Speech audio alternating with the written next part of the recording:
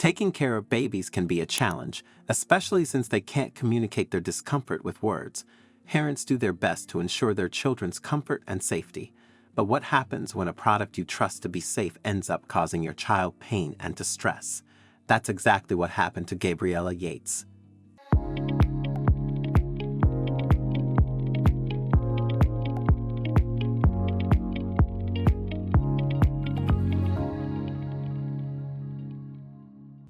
Gabriella was a cheerful and sweet baby who seldom caused her parents any trouble.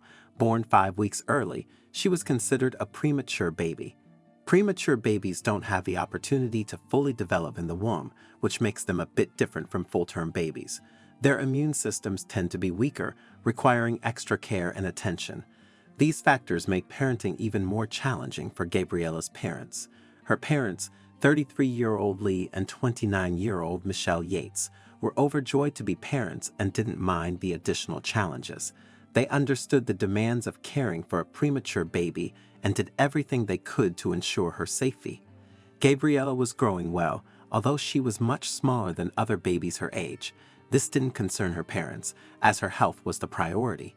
Michelle worked tirelessly to prevent her from getting sick, knowing that with Gabriella's weaker immune system, recovery would require extra effort.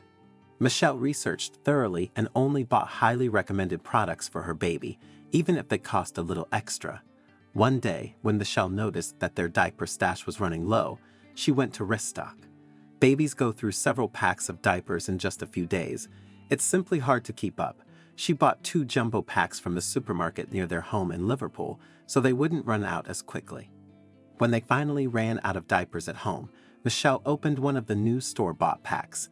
It didn't make any difference to her because it was the same brand she always bought, Pampers by Procter & Gamble. However, that week, Gabriella became very irritable and fussy, which was very unlike her. Usually cheerful, she would only cry when she was hungry.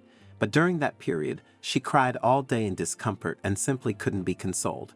Her parents were worried about her incessant cries, wishing she could express what was wrong. Unable to pinpoint the issue, they assumed she might have started teething. Teething is commonly known to be a painful process for kids, so they made that assumption. They tried their best to ease her pain, but she wouldn't stop crying.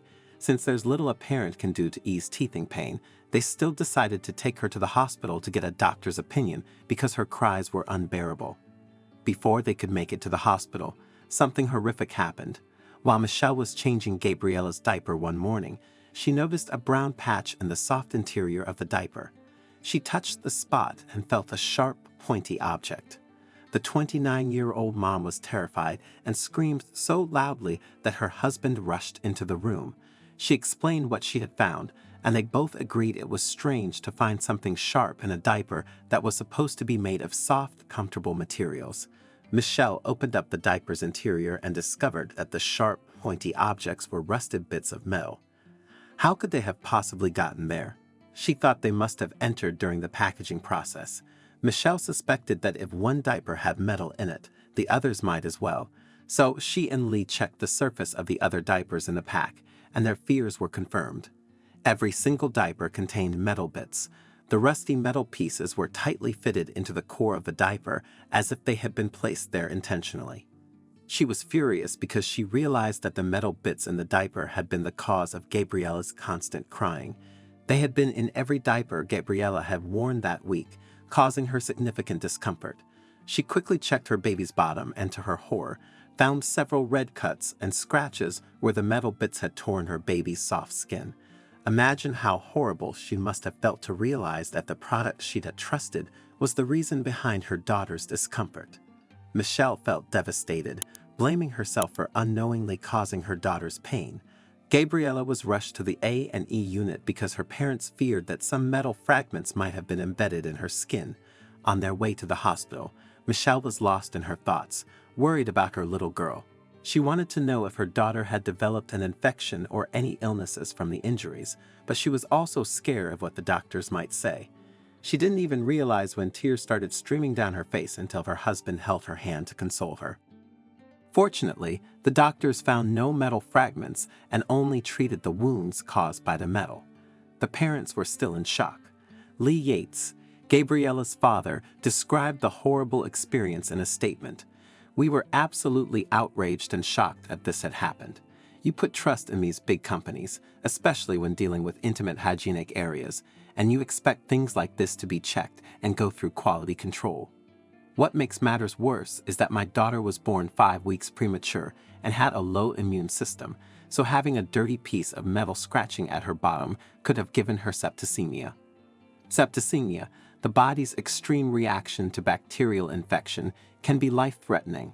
If Gabriella had developed septicemia, it would have been a worse experience for both the parents and the little girl. The parents contacted Procter & Gamble because they couldn't comprehend how rusted metal bits had ended up in the diaper. They made it clear they weren't seeking compensation. They just wanted to understand how and why rusted metal bits were in a baby's diaper. Lee noted that the brown metal patches were located in the same spot in all the diapers, the spot that was in direct contact with the baby's intimate area, a highly dangerous situation. He continued, explaining that the patches had likely entered the diapers during the manufacturing process and should have been detected by quality control before being released to the public. He couldn't understand how a big company with so many staff members in its quality control department could have missed such a detail. Lee advised the company to investigate the matter thoroughly to ensure that no other babies were affected. The company responded promptly, asking the parents to send in the remaining diapers through the courier service for investigation. They issued a public apology, stating, "We are very sorry to hear about this family's experience, and we're taking this matter seriously. Our number one priority is to ensure that our products are completely safe for babies to use. Our nappies are made to very high standards, and there are rigorous quality checks in place before the nappy reaches the store," said a representative from Procter & Gamble. Unsurprisingly, once Gabriella stopped using the diapers, she became much less irritable and returned to her usual cheerful self. Her parents were relieved that she hadn't suffered more serious harm. Little Gabriella must have felt a great sense of relief to be free from the discomfort she had endured. After the incident, Michelle Yates took to social media to warn other mothers about the importance of thoroughly checking baby products. She urged them to inspect every item they purchased for their children, regardless of how highly recommended it might be. Her post sparked a variety of responses. Some shared their own experiences, revealing that they had also found patches in their babies' diapers and had reported the issue to the store. Others expressed sympathy, promising to take extra precautions to protect their babies, while a few accused them of trying to seek compensation from the company. The key takeaway is that large corporations like Procter & Gamble must ensure that all their products are safe for use, whether for adults or babies. Lee stressed that baby products, in particular, should undergo thorough checks to guarantee their safety. Many parents place their trust in these products, and even a small oversight could jeopardize a child's life.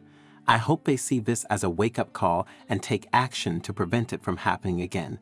I'm just relieved that little Gabriella came through this without developing a more serious illness. I'm really keen to know your thoughts on this story, so please don't hesitate to share your insights in the comments section below. If you enjoyed this video and found it engaging, I invite you to subscribe to our channel for more similar content. Feel free to share this video. Take good care of yourselves, and I'm excited to connect with you in our future videos.